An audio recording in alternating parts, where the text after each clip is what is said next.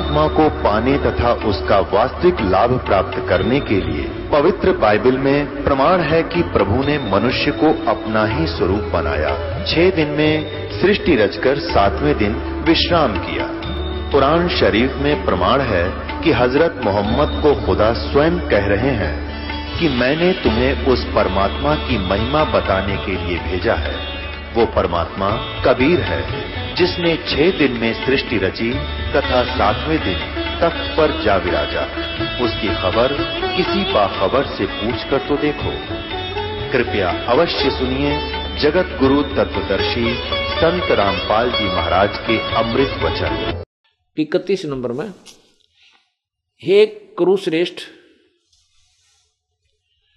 यज्ञ से बचे हुए अमृत का अनुभव करने वाले योगीजन सनातन परब्रह्म परमात्मा को प्राप्त होते हैं। सनातनम ब्रह्म, सनातन ब्रह्म माने अविनाशी परमात्मा। सनातन माने पुरातन, सबसे पहले वाले प्रभु स्वयंभू परमात्मा को प्राप्त होते हैं।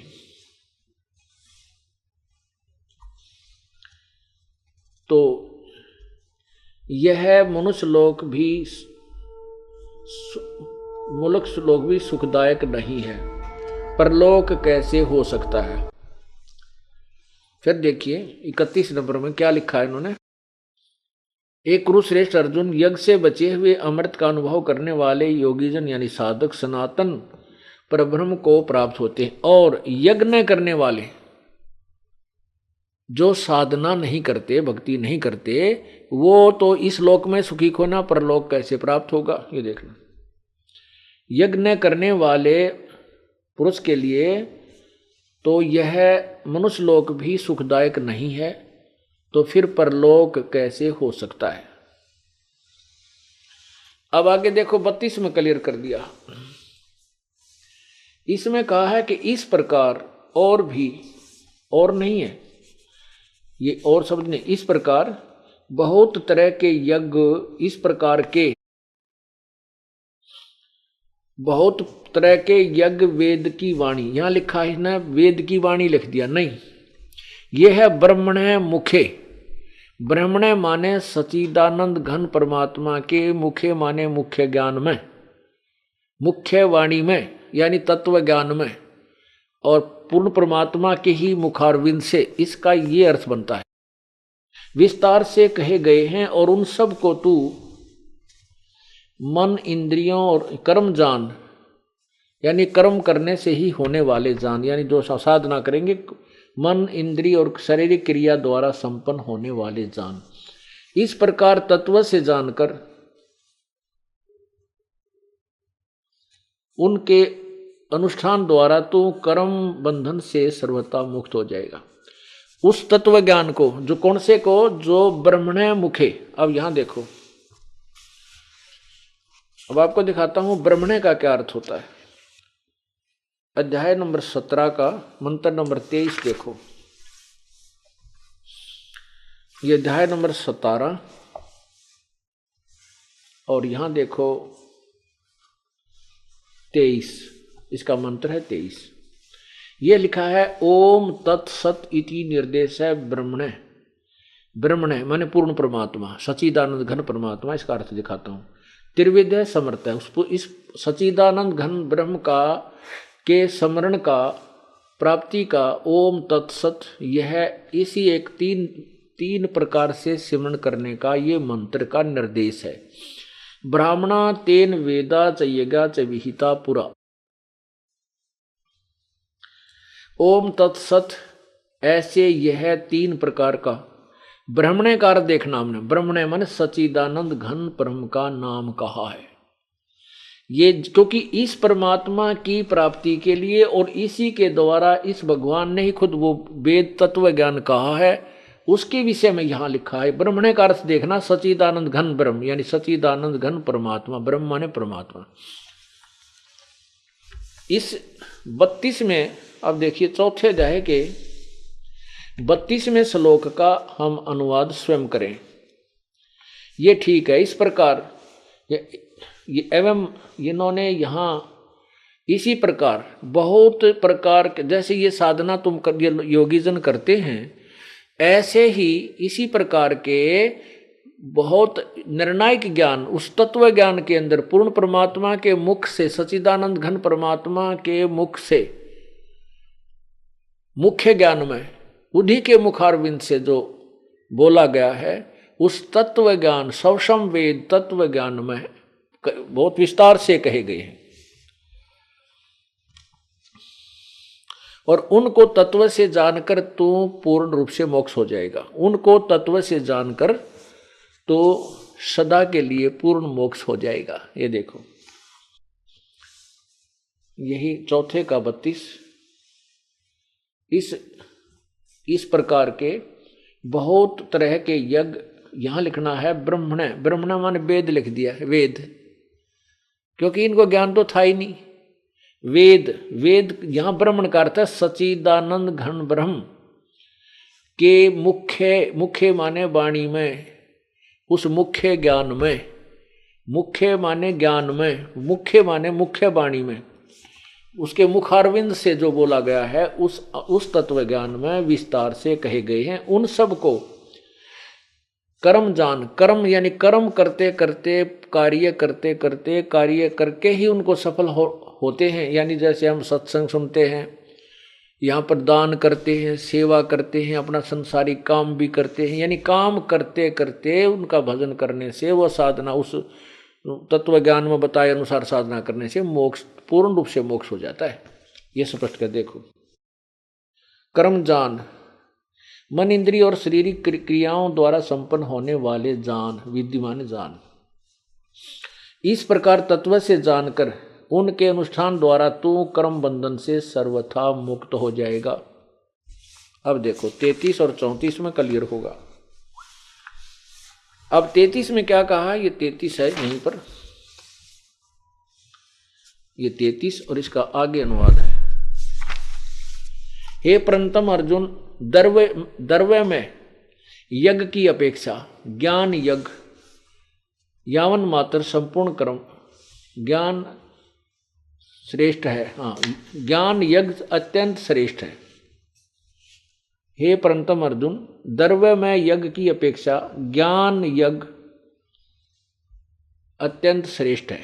ज्ञान यज्ञ यावन मात्र संपूर्ण क्रम ज्ञान में समाप्त हो जाते हैं। अब देखो चौथे अध्याय के 32वें श्लोक में क्या कहा है कि उस सच्चिदानंद घन परमात्मा पूर्ण ब्रह्म के मुख्य यानी मुख्यारविंद से उच्चारण किए गए उस तत्व ज्ञान में सभी जो ये मनमानी साधना करते हैं उनका भी वर्णन दिया गया है, निर्णायक ज्ञान दिया है। जैसे आपको वैद्य के अंग में सुनाया,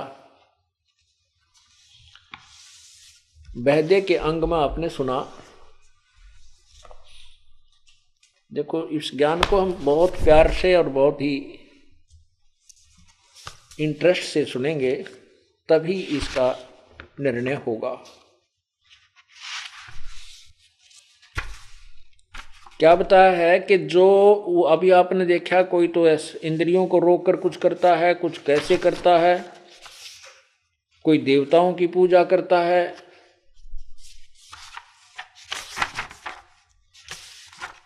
कहते हैं उस तत्व ज्ञान में सवसम वेद में वो भी वर्णन कर रखा है कि ये इसके करने से ऐसा लाभ नहीं है, ऐसा करने से इसका ये लाभ है, ये व्यर्थ है। क्या बताया है, सट दर्शन सट भेष कहावे, बहुविध धूंधू धार मचावे।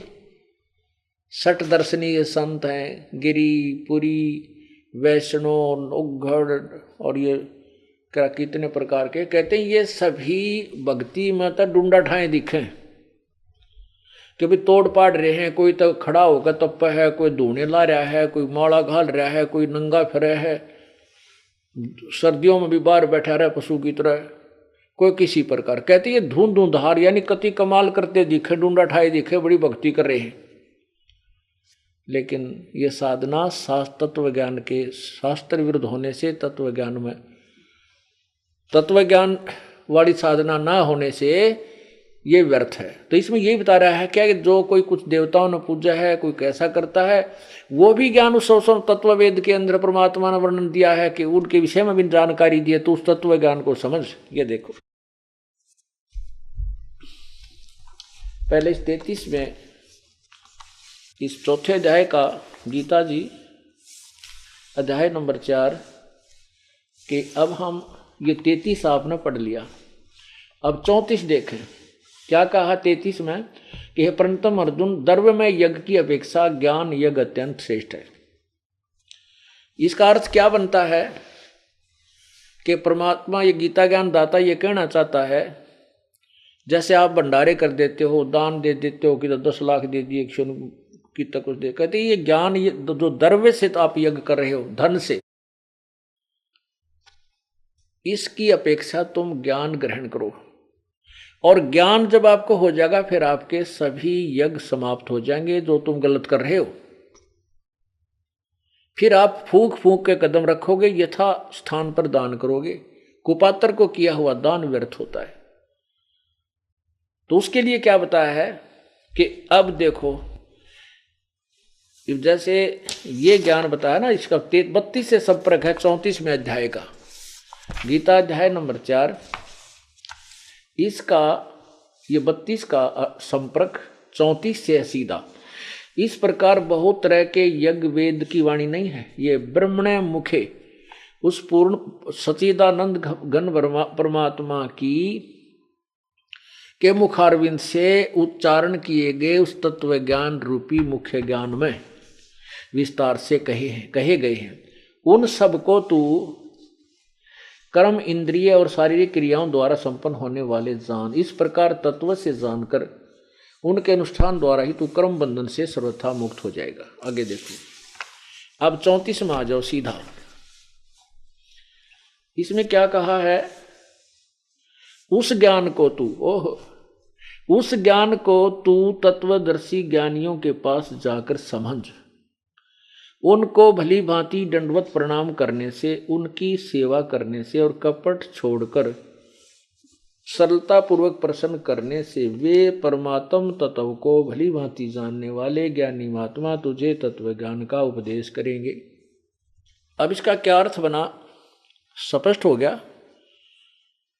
कि उस तत्व ज्ञान को जो पूर्ण परमात्मा ने अपने मुखारविंद से बोला है, उसके लिए तू तत्व ज्ञानियों के पास जा।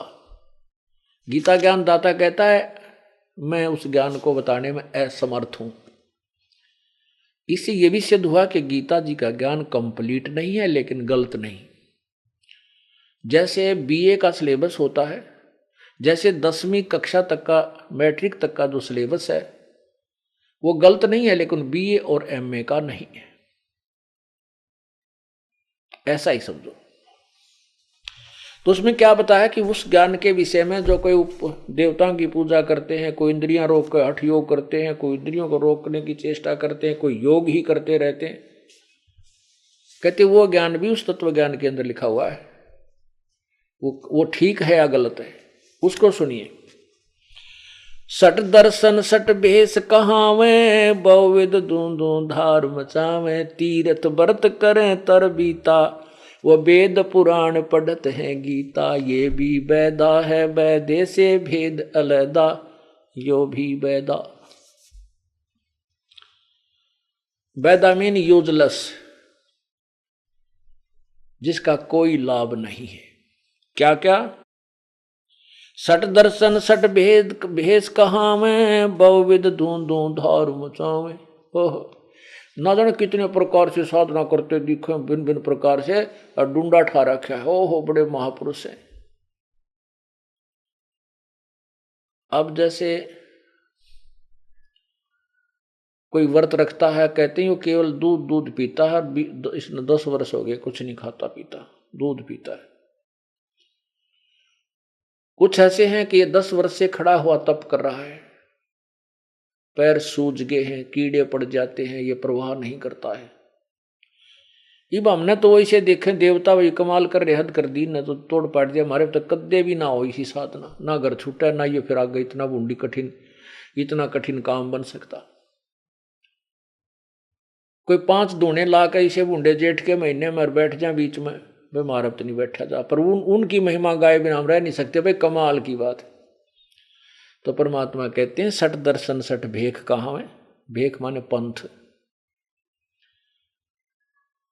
और बहुविध धू धू धार मचावे ढूंढा ठारे हैं। क्या क्या करते हैं? तीर्थ व्रत करें तर बीता, वेद पुराण ये पढ़ते हैं गीता। अब वेद तो पढ़ते तो हैं और गीता भी पढ़ते हैं, लेकिन वेद और गीता में कंप्लीट ज्ञान तक होना और उसके अनुसार साधना करने से मोक्ष नहीं हो सकता, जन्म मृत्यु छूट नहीं सकती, किया हुआ कर्म ही भोग मिलेगा, पुण्य और पाप दोनों ही मिलेंगे। फिर क्या बताते हैं? चार संप्रदा 52 दवारे, जिन्हों नहीं निज नाम बेचारे। ओए होए, माला घाल हुए हैं मुक्ता, सटदल उवा बाई बकदा। क्या बता रहे हैं परमात्मा?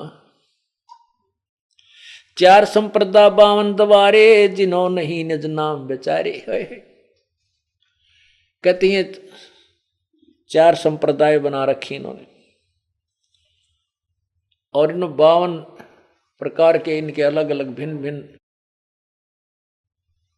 द्वार बनाए जाते हैं संप्रदाय के आधार पर। परमात्मा कह रहे हैं कि उन्होंने निज नाम पर विचार नहीं किया, उनको वास्तविक मंत्र का प्राप्त नहीं वास्तविक मंत्र प्राप्त नहीं हुआ। जो गीता जी के अध्याय नंबर 17 के मंत्र 23 में स्पष्ट किया है, ओम तत् सत इति निर्देश ब्रह्मण। इति निर्देश है ब्रह्मण त्रिविध समर्थ है। उस पूर्ण परमात्मा सच्चिदानंद घन परमात्मा की प्राप्ति के लिए, उस सच्चिदानंद घन परमात्मा की प्राप्ति के लिए ओम तत्सत इस 3 मंत्र के जाप का, जिसको 3 प्रकार से त्रिविधि 3 प्रकार से जाप किया जाता है, और यही उसके स्मरण का मंत्र कहा जाता है। ब्राह्मण का अर्थ होता है तत्व ज्ञानी। अब क्योंकि ब्राह्मण नकली गणे हो गए, जैसे नकली गुरु कहो चाहे ब्राह्मण कहो, इसलिए अब ब्राह्मणों, क्योंकि अब जो ब्राह्मण की के उपाधि पाकर, पंडित की उपाधि पाकर सारी बकवाद घटता है, तो ब्राह्मण नहीं है, बेशक फीत लाग रही है। जैसे कोई गुरु लोग हैं, गुरुआ गाम बिगाड़े संतो गुरुआ गाम बिगाड़े, ऐसे कर्म जीव कला दिए ईव जड़ा नहीं जाड़े, तो वह गुरु नहीं है। अब क्या लिखा कि प्रारंभ के अंदर ब्राह्मणा जो विद्वान पुरुष तत्व ज्ञान दर्शी जो होते थे, वो उसी तत्व ज्ञान के आधार से साधना करते थे। अन्यथा डले ढोया करते, लेकिन वो जो परमात्मा आते हैं चारों युगों में, फिर वो समझाते हैं, तो ब्राह्मण वही होगा जो इस मार्ग को ग्रहण कर लेगा। तो अपनी यज्ञ क्रियाएं उसी ज्ञान के आधार से करते थे। तो यहां क्या बताते हैं? 4 संप्रदा 52 द्वारे, जिन्हों नहीं निज नाम बेचारे। गीता जी अध्याय नंबर 8 के मंत्र 13 में स्पष्ट किया है। गीता ज्ञानदाता ब्रह्म कह रहा है कि मेरा तो केवल एक ओम मंत्र है। देखिएगा गीता जी अध्याय नंबर 8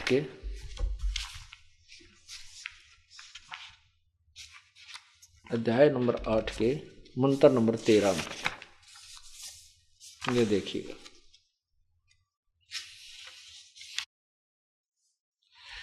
ये 12 और 13 का इसमें इकट्ठा ही अनुवाद किया है अनुवादक ने, तो हम 13 को लेते हैं। ये देखो यहां से, ओम इति एक अक्षरम ब्रह्म व्यवहारन माम अनुसमरण, यह प्रयाति तजंदेहम स याति परमाम गतिम। ओम इति एक अक्षरम, गीता ज्ञानदाता कहता है कि माम ब्रह्म, मुझ ब्रह्म का, ओम इति, ओम ही यह एक, ओम ही एक अक्षर, ये ओम एक अक्षर मुझ ब्रह्म का वह उच्चारण करके सुमरण करने का है। यो केवल ओम मंत्र है। ये ओम क्यों है? क्योंकि इसको लिख कर देखो आप, एक अक्षर क्यों कहा कि इसको लिखेंगे तो ऐसे लिखा जाएगा, जैसे ये ऊपर आप देख रहे हो, ये आप देख रहे ओम शब्द है, ये ओम, तो इसको कैसे लिखा जाता है ओम? हम इसको ऐसे भी लिख सकते हैं, ऐसे देखो, यहां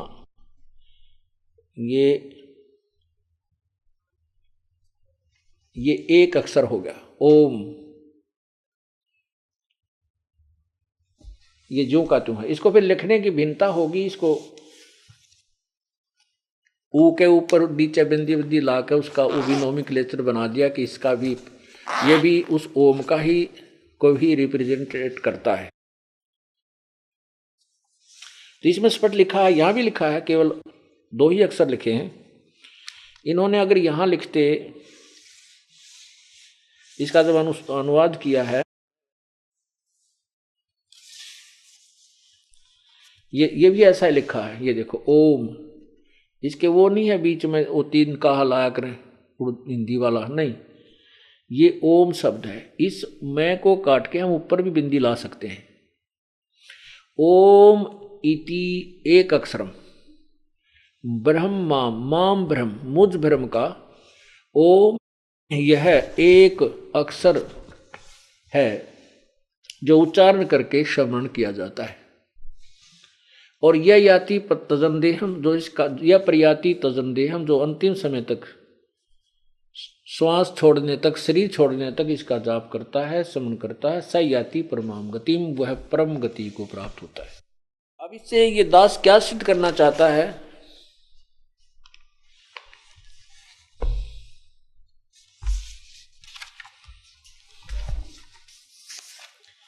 ये सिद्ध करना चाहता है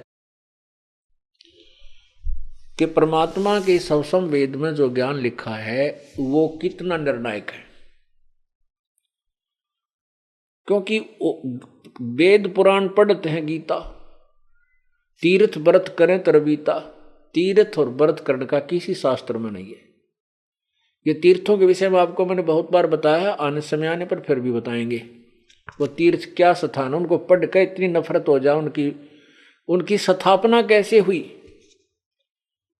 और तेरा एक सरस्वती तीर्थ है, वो उसके विषय में बताया, विष्णु पुराण में लिखा है कि एक ब्रह्मा जी की लड़की सरस्वती अपने पिता के दरबार में बैठी थी, वहां नाच गाने हो रहे थे, और एक पुरुरा नामक राजा भी सिद्धि युक्त था, वो उस ब्रह्मा की सभा में चला गया।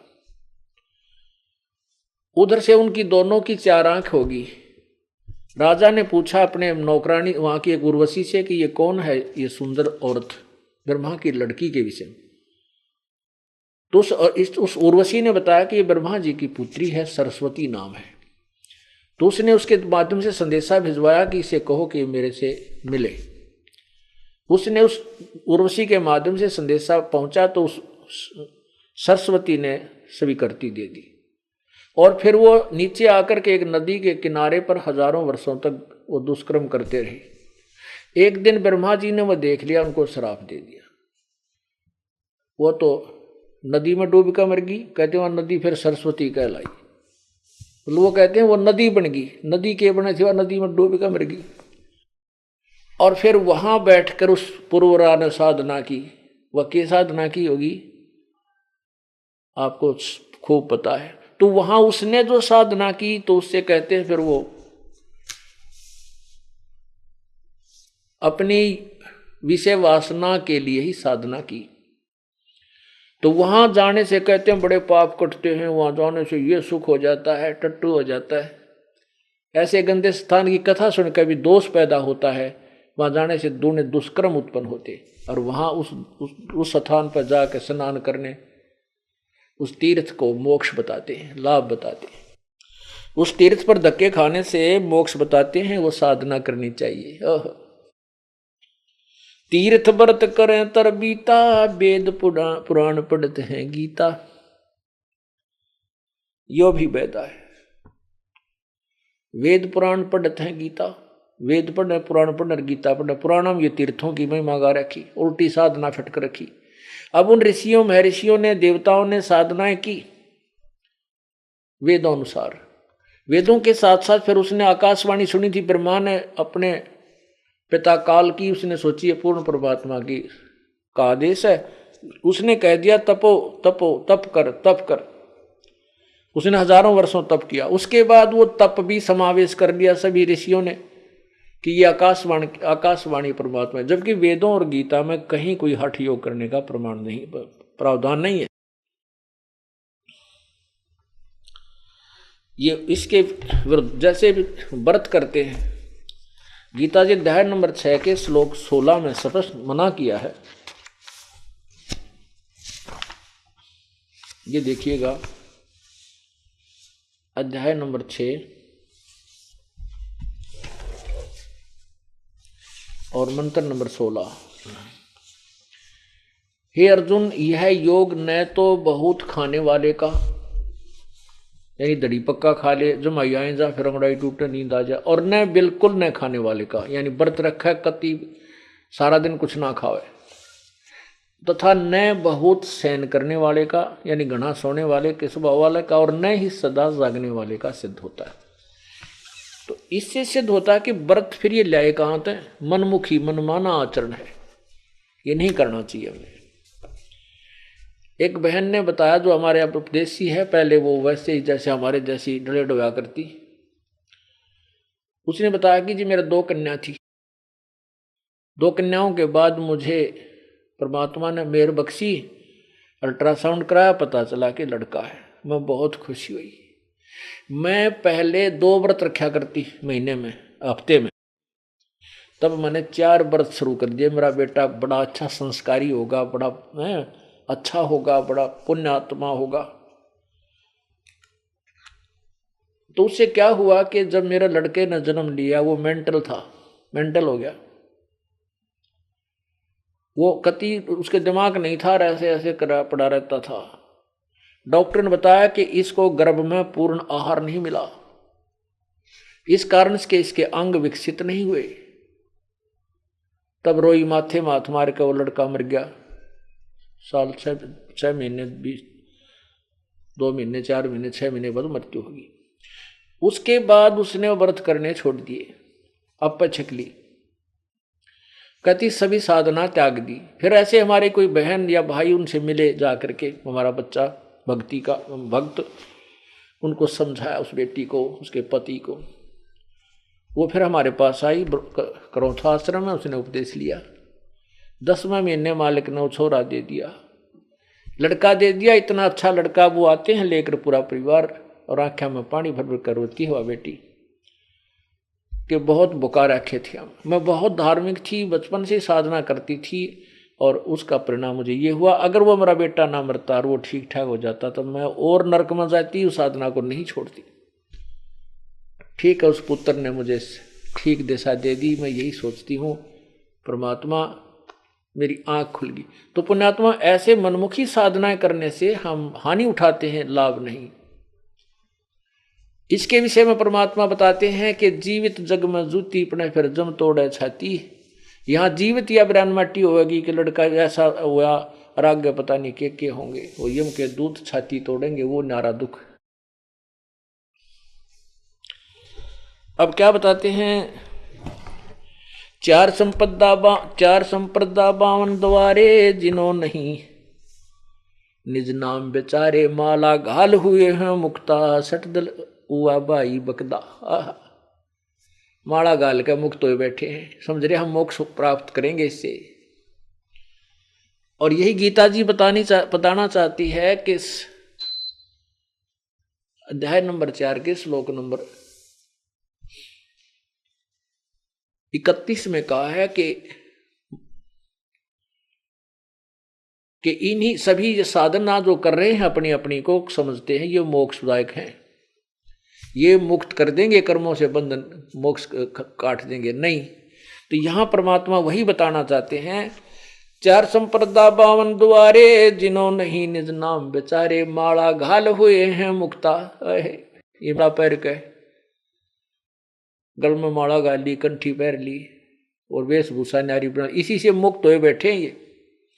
सटदल उआ बाई बकदा, सटदल ये जितने भी संत हैं, नागा विष्णु, ये जितने गिरी पुरी ओ घोड़ गोरी, जंगम सेवड़े कहती हैं सब उआ बाई बकदे, इनके पास कोई ज्ञान नहीं है, शास्त्र वाला ज्ञान, तत्व ज्ञान नहीं है। बैरागी बैराग न जाने, बिन सतगुर नहीं चोट निशाने। ओए होए। अब जैसे सतगुरु शब्द इसलिए कहा जाता है क्योंकि गुरु जो है ये नकली हो गए और इनको पुण्यात्माएं परम संत मान बैठे हैं, इनको गुरु मान बैठे। अब ये गुरु नहीं है, फिर इनको इसलिए कहना पड़ गया पर जाता है जैसे कोई गीता कहता पाठ कर ले, गीता में ऐसा लिखा है, वैसे तो उनको ज्ञान है नहीं, फिर भी ये गुरु पदवी प्राप्त हो गए। इन्होंने इनको ये कहना कि गुरु नहीं है तो कोई भी बात नहीं सुने हमारी। इसलिए परमात्मा ने कहा कि जो सच्चा ज्ञान दे वो उस सतगुरु से। यदि ये नकली गुरु ना होते तो गुरु ही शब्द बहुता, सतगुरु कहने की जरूरत है नहीं, उसका वो सतगुरु आना ही नहीं चाहिए था, ये शब्द नहीं चाहिए था, आवश्यकता ही नहीं थी इसकी। सतगुरु इसलिए कहना पड़ा कि ये नकली गुरु हैं और ये गुरु ये लोकवेद के आधार पर गुरु पक्के हो रहे हैं। अब इसलिए बताना पड़ा कि बिन सतगुरु नहीं चोट निशाने। सतगुरु माने सतगुरु जो तत्वदर्शी संत को सतगुरु कहते हैं। बैरागी बैराग न जाने, बिन सतगुरु नहीं चोट निशाने। 12 बाट बेटम बिलोरी, सठ दर्शन में भक्ति ठगोरी। ये 12 बाट हैं, ये बेटम माने ये पाखंडी, ये बिल्कुल 12 बाट हो जाएंगी। और इस 60 दर्शन में भक्ति ठगोरी, ठगी की भक्ति है, झूठी कपट की भक्ति है, ये यथार्थ साधना नहीं है। और बिना सतगुर के चोट निशाने पर नहीं लग सकती। परम संत के बिना ये तत्व ज्ञान प्राप्त नहीं हो सकता जिससे मोक्ष हो सकता है। ये चोट निशाना कहना यथार्थ ज्ञान तत्वदर्शी संत के बिना नहीं मिल सकता, वो सही साधना प्राप्त नहीं हो सकती।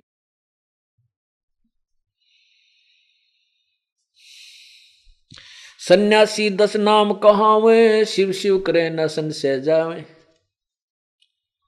निर्वाणी नी कच्छ निसारा, भूल गए हैं ब्रह्म द्वारा। ये ब्रह्म तक भी नहीं पहुंच पाते। 10 नामी साधु कौन से हैं? 10 नियम बना रखे उन्होंने।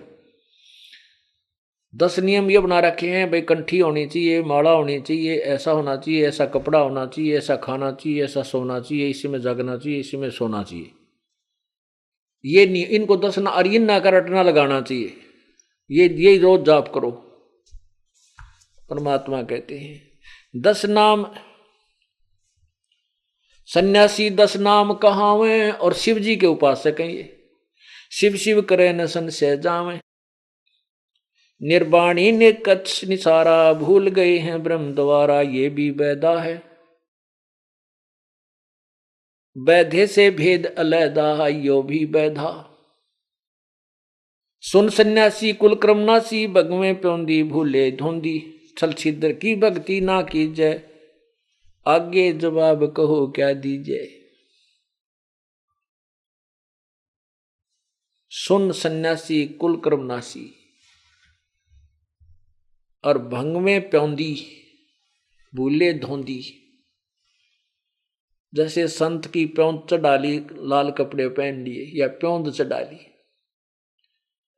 और वास्तविक ज्ञान से ये दूर हैं, बहुत दूर है। छल छिद्र की भक्ति ना कीजिए, आगे जवाब कहो क्या दीजिए। अन्य कैसी साधना करते हैं? कुछ ऐसी साधना करते हैं, भरम करम भैरो को पूजें, सत शब्द नहीं साहेब सूझे। माला मुक्ति कक्कड़ हुक्ति, बाणा भोड़ी भांग भसोड़ी। बाना गौड़ी भांग बसोड़ी, यो भी वैदा है, वैदे से भेद अलैदा।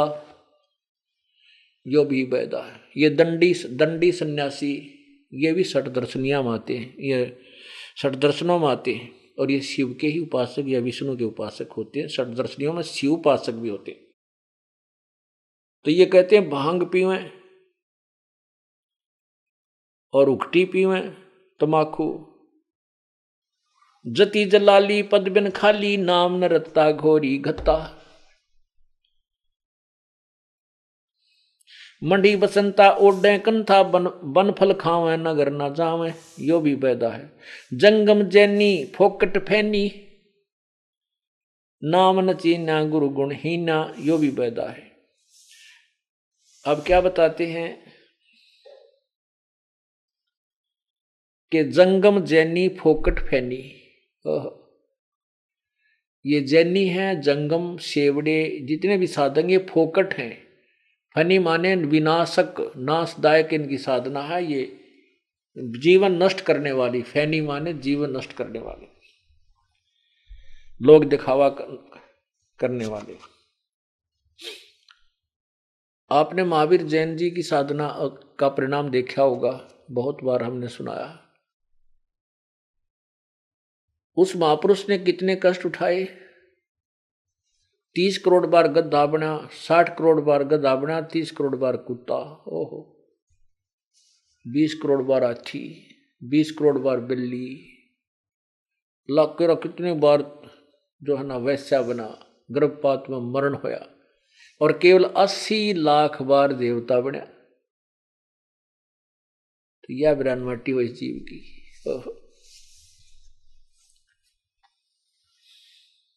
क्या बताते हैं, बैरागी सन्यासी शेवड़े तन पर छार लगावे हैं, 500 नार 2500 लड़के ये धूंधू धार मचावे हैं। क्या कहते हैं कि सन्यासी बैरागी शेवड़े तन पर छार लगावे हैं और 500 नार 2500 लड़के इनके अंदर धूंधू धार मचावे हैं। यो भी बैदा है, बैदे से भेद अलहदा, बैदा क्यों जाना? क्योंकि हमें सतगुरु बैठे न्यू जाना। गरीबदास जी कह रहे हैं कि वे तुमने बैदा क्यों मान। गरीबदास जी से पूछा किसी ने कि तुम इसको बैदा किस लिए कह रहे हो कि ये नहीं करनी चाहिए साधना, कि हमने सतगुरु मिल गए इसलिए जान लिया। और यही पवित्र गीता जी अध्याय नंबर 4 के मंत्र 25 से लेकर 34 तक स्पष्ट करता है कि कोई तो ऐसी साधना करता है, कोई देवताओं की पूजा करता है, कोई योग करता है, कोई हठ योग करके इंद्रियों को रोकने की चेष्टा करता है, कोई प्राण यानी श्वास उश्वास पे कई कहते हैं बस सांस बाहर आओ उस पर ध्यान रखे, अंदर जाओ उस पर ध्यान रखे, ये पान अपान क्रिया होगी तेरी, ये श्वास की क्रिया, इस पर ध्यान रखे नहीं। तो परमात्मा गरीबदास जी कहते हैं मुझे सतगुरु मिल गए इसलिए पता लग गया मुझे कि ये वैधा है, व्यर्थ है। और यही गीता जी कहती है कि जब तू तत्व ज्ञान उस तत्वदर्शी संत की खोज कर वो तुझे परमात्मा के बारे में तत्व ज्ञान देंगे, और उस तत्व ज्ञान में ये सभी निर्णय ये भी लिखे होंगे इनसे क्या लाभ है। अब जैसे बबूल यानी किक्कर के पेड़ की महिमा भी बताई जाती है कि ये जंगल के हिस्ट्री में कि ये ऐसा वृक्ष है, इस पर कांटे कांटे लगेंगे, फल नहीं लग सकते। आपने आम चाहिए फलदार पौधे की, ये फलदार पौधे ऐसे ऐसे होते हैं, आम बोना है तो ऐसा होता है। तो ऐसे ही तत्व ज्ञान के अंदर सभी ज्ञान दिए गए हैं जो अन्य साधक करते हैं, उससे भी लाभ होता है आध्यात्मिक, लेकिन वो कितना होता है वो हमें सफिशिएंट है या नहीं है, पर्याप्त है कि नहीं है, तो इस तत्व ज्ञान से ही इसका परिणाम निकलेगा, रिजल्ट निकलेगा। कंठी माला और मृगछाला ये सिर पे जटा रखावे हैं, ढालक ताल झांझरी पीटे फिर ताना रे रे गावे हैं। कहते ये कोई भगवान भक्ति का मार्ग है? को तो गड़वे ले लेंगे सारी रात, को झालर ले लेंगे, को किसी तरह को नाचे हैं, ये तो इस तरह ये साधना नहीं है। यो भी बैदा है, बैधे से भेद अलैदा, बैदा क्यों जाण्या हम सतगुरु बैठे न्यू जाण्या। तन के योगी मन के भोगी ये गुल्लर पेट पड़ावे हैं, गुज बीरज का मर्म न जाण्या ये भद्र भेख बुनावे हैं। अब शरीर पे तो इन्होंने योगी यानी भगत जैसे लक्षण बना रखे हैं, लेकिन अंदर तो योगी को ना। परमात्मा कहते हैं एक नारी त्याग दीनी 5 नारी गैल वे, पाया ना द्वारा मुक्ति का सुखदेव करी बहुसैल वे। घर त्याग दिया, बैरागी बन गए, विरक्त हो गए, सन्यासी बन गए, कर्म सन्यासी हो गए, गांव छोड़ घर छोड़ दिया, एक औरत छोड़ दी। परमात्मा कहते हैं कि तू नारी को घर को इसलिए त्यागता है कि तेरी भक्ति में बाधक बनेगी। अरे तू 5 नारी साथ लिए फिरता है, काम क्रोध मोह लोभ अहंकार, और ये 5 विकार शब्द सप्रस रूप रसगंध, इन त्याग बेटा जब मोक्ष होगा। और ये तुम्हारी साधना से तो लाख करोड़ जन्म भी ना खत्म हो सकते। भगवान शिव जी के बारे में कल आपको प्रमाण दिया था, 88,000 वर्ष तक अपने एक काम,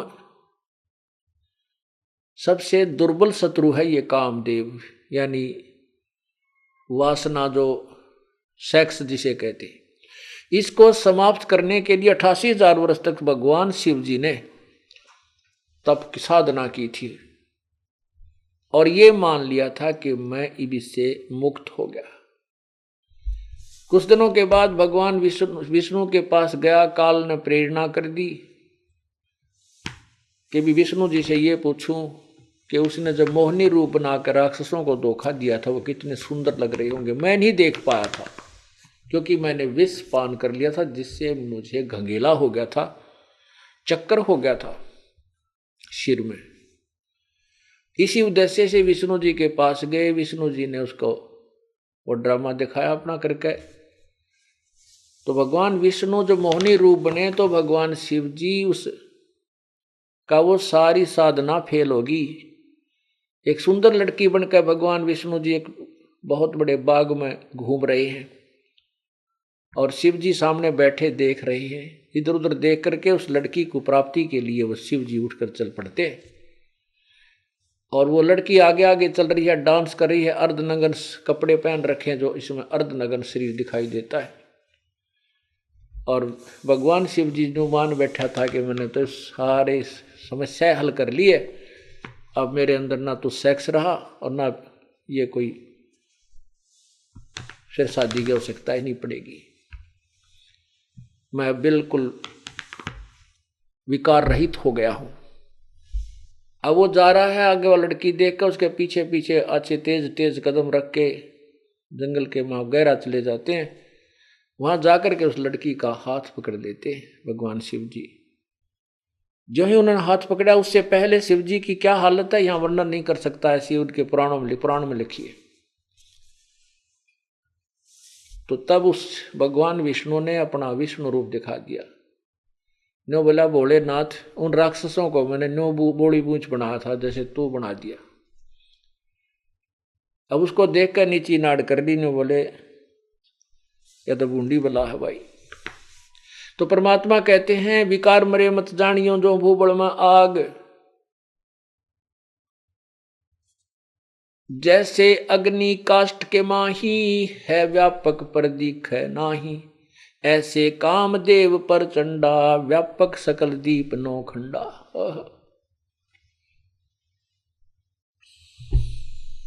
तो यहां यही बताना चाहते हैं कि सन्यासी बैरागी सन्यासी सेवड़े तन पर छार लगावे हैं और 500 नार 2500 लड़के धूं दार मचावे हैं। फिर क्या बताते हैं भाई, करवा और कोपीन लिए जो बनखंड गुफा बनावे हैं, खुदा कुत्ती घट में दूती फिर गृह द्वारे आवे हैं। देखे कहते मन के मारे बन गए बन तज बस्ती माही, कह कबीर मैं क्या करूं ये मन तो मानना नहीं। इस मन को मनाने की फिर विधि भी बताई है परमात्मा ने। तो यहां क्या बताते हैं कि जैसे घर त्याग दिया, वन में चले गए, वहां जाकर मान लिया आप वन में चले भी गए तो सारा साज बाज जोड़ना पड़ेगा। गर्मी सर्दी से बचने के लिए, बरसात से बचने के लिए, ओला तो बचने के लिए झोंपड़ी गालनी पड़ेगी। और कपड़े भी चाहिएंगे, रजाई भी चाहिएगी, रोटी खाने का कोई साधन भी बनाना पड़ेगा, चाहे मांग के लाना पड़े, चाहे आप भिक्षा सूखी मिले तो बनाना पड़ेगा। ओए सांग फेर जोड़ दिया, बता इसमें क्या फर्क पड़ गया भाई। घर में विशेषकर ये हिम्मत मनुष्य ज्यादा करते हैं घर त्याग कर चले जाने की। परमात्मा ये बताना चाहते हैं, घर पे मान ले तेरा शादीशुदा है, तू रोटी बनी बनाई मिल रहा है, जो अपना दैनिक कार्य करो और परमात्मा का भजन भी साथ करो। तो यहाँ क्या बताना चाहते हैं, कुरुआ और को पीन लिए जो बनखंड गुफा बना हुए हैं। एक तो तुम्बा ले लिया, लोटा, ये तुम्बा जो होता है ना उसमें उसने काट कर ऊपर तीसा बना ले, लोटा पकड़ने का भी इसी में से बन जाता है, उसमें पानी रखें। उसको करुआ भी, करुआ करमंडल भी बना लेते हैं, उसमें एक अच्छा प्रकार का बनाने लग गया अब तो। पहले विशेषकर वो तुम्बा सा बना काट कर उसमें पानी डाल लिया करती, यानी कति विरक्त दिखाने की, विरक्तता दिखाने की चेष्टा करते थे। और केवल शरीर पर एक कोपीन लेकर घरते तक कुछ नहीं लेकर जाते, केवल एक लंगोट बांध कर हाथ में करवा ले लिया, साधु बन गया, जंगल में जाकर गुफा बना ली। फिर क्या बताते हैं, खुद जा कुत्ती घट में दूती, फिर ग्रह ग्रही दुआ रह जावे हैं। वह पेट खुदा, खुदा माने भूख, क्षुधा, उसके कारण वो फिर गृहस्थी के आगे हाथ फैलाते फिरते, दियो माई दियो माई दियो माई कहते। इब क्या हो गया भाई, इब ये गृहस्थ, ये घर अच्छा लगा तेने।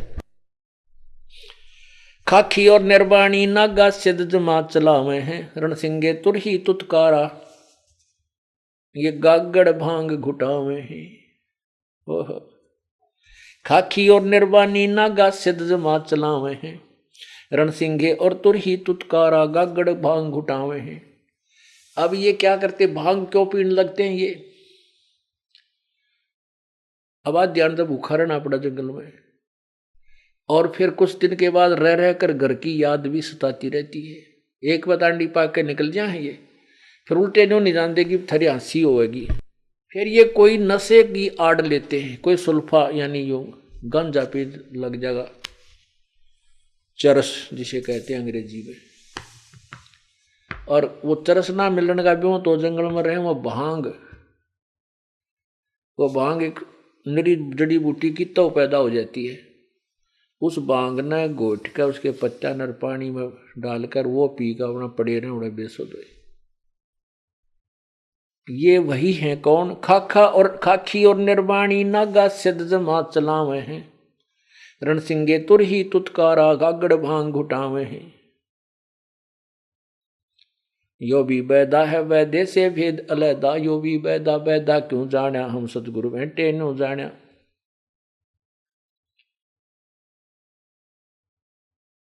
अब जिसको देखो पुण्यात्माओं,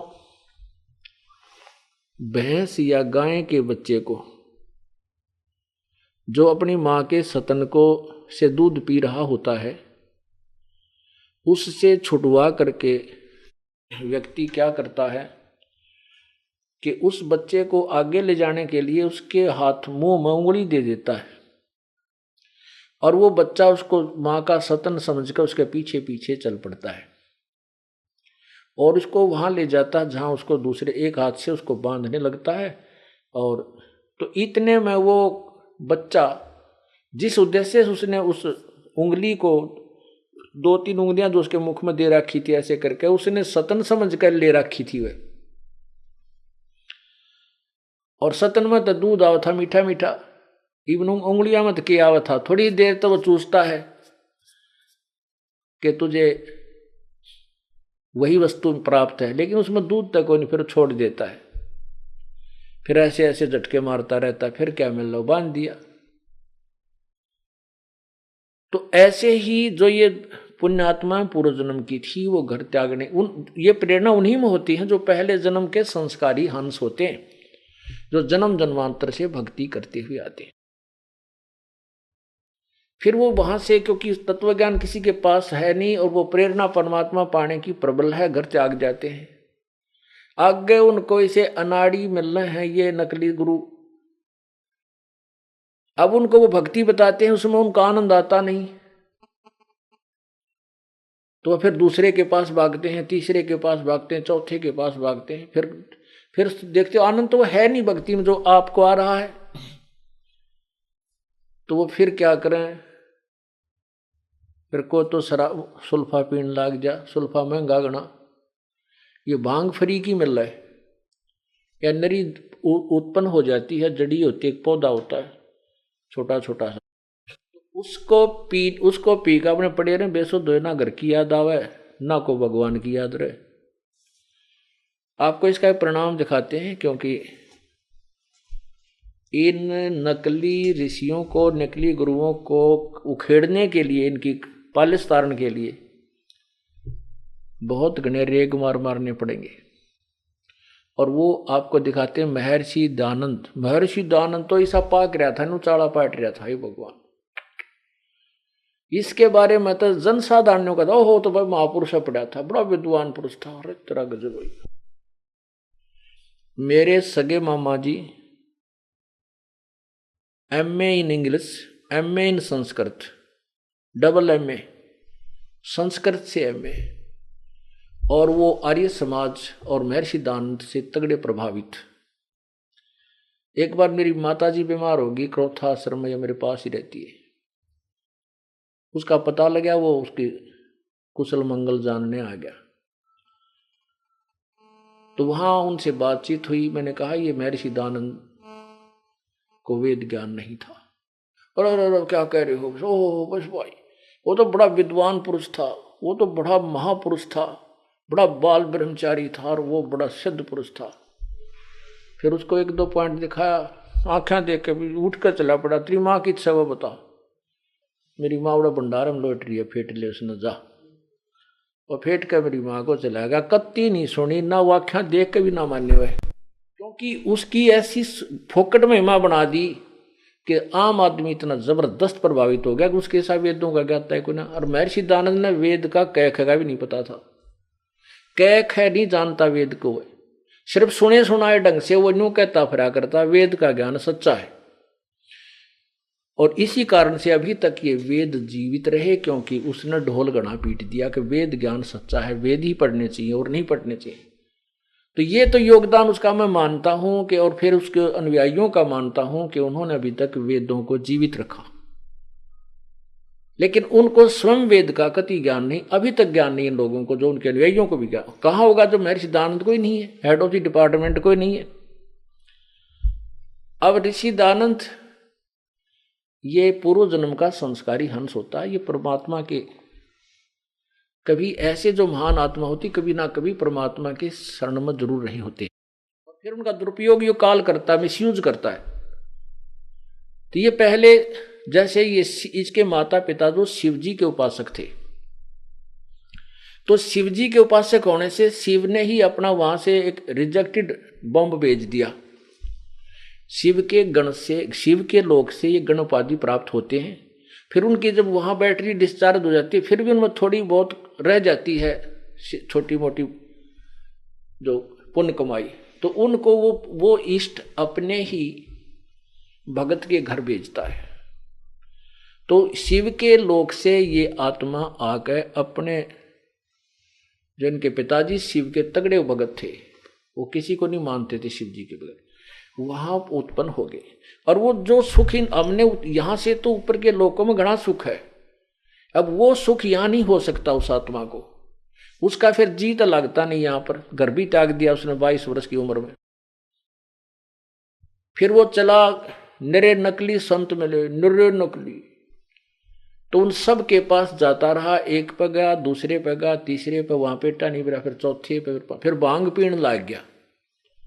यही बनता है, क्योंकि और तय वस्तु रही। एक बार ये भी सोचा कि मैं मर जाऊं, आत्महत्या कर लूं, यहां तक भी इस विचार किया उसने। फिर सोचा कि ज्ञान तभी पूरा हुआ नहीं, अभी मरना ठीक नहीं, ज्ञान पूरा हो जाएगा फिर मृत्यु हो जाए तो अच्छा है। तो फिर वो भांग पीने लग गया। अब भांग के नशे में फिर उसने जो भी वो गंध इकट्ठा कराया था, कहीं की ईंट कहीं का रोड़ा, वो सत्यार्थ प्रकाश में ठोक दिया। ये कल भी आपको मैंने दिखाया था, आज फिर दिखाऊंगा और कई बार दिखाऊंगा जो पेटा भरेगा। ये देखिएगा,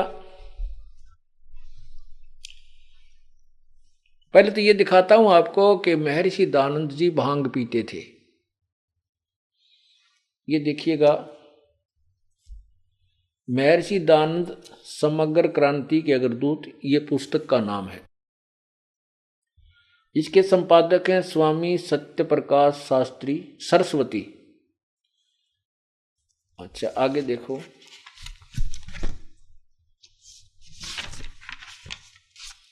ये क्या है, महर्षि दयानंद जीवन व्रत और कर्तव्य, ये इसमें एक बुक अध्याय है। इसके लेखिका हैं doctor Usha ज्योतिष्मती MSc DPhil।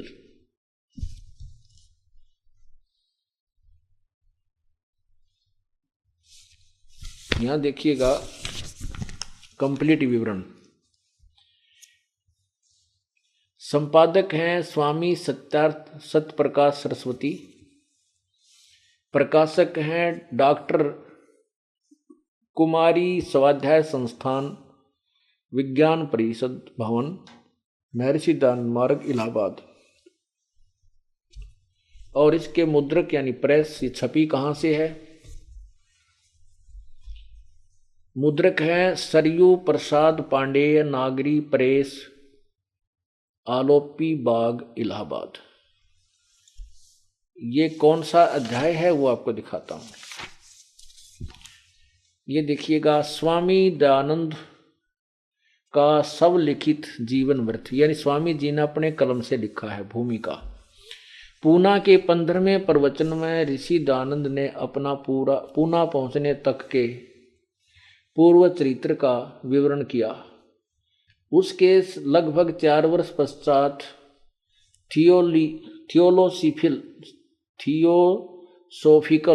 Theosophical society के प्रवर्तकों में अन्यतम कर्नल HS आलकाट के अनुरोध पर ऋषि दयानंद ने आत्मचरित्र लिखने का उपक्रम किया, परंतु कार्य अधिक के कारण वे इसे एक साथ नहीं लिख पाए।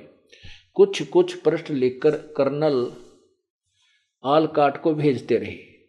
अभी 3 अंश ही लिखकर दे पाए थे कि ऋषि दयानंद ने कर्नल आलकाट आदि से मतभेद हो जाने के कारण थियोसोफिकल सोसाइटी से अपना संबंध विच्छेद कर लिया। इस प्रकार आगे आत्मचरित्र का लिखना बंद हो गया। ऋषि दयानंद ने आत्मचरित्र आर्य भाषा हिंदी में लिखकर दिया था। ये देखिए क्या लिखा फिर आगे इसके यहाँ,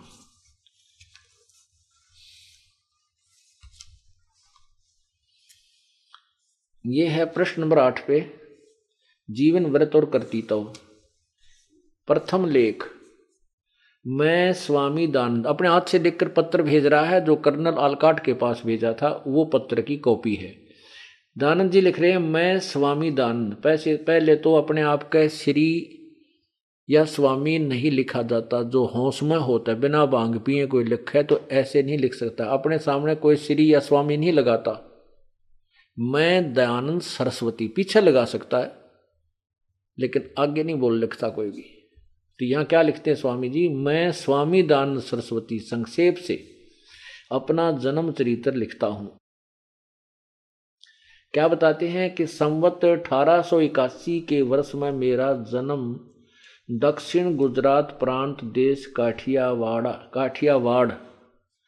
का मजोकटा देश मोरवी का राज्य औदित्य ब्राह्मण के घर में हुआ था। यहाँ अपना पिता का और निज निवास स्थान के प्रसिद्ध नाम इसलिए मैं नहीं लिखता कि जो माता पिता जीवित हों और मेरे पास आवें तो इस सुधार के काम में विघ्न हो, क्योंकि मुझको उनकी सेवा करना, उनके साथ घूमने में श्रम यानी परिश्रम और धन आदि का व्यय करना नहीं चाहता। पहले तो समाज सुधारक का काम देखो। स्वामी दयानंद जी कहते हैं कि मैं माता पिता की सेवा के हक में नहीं हूं।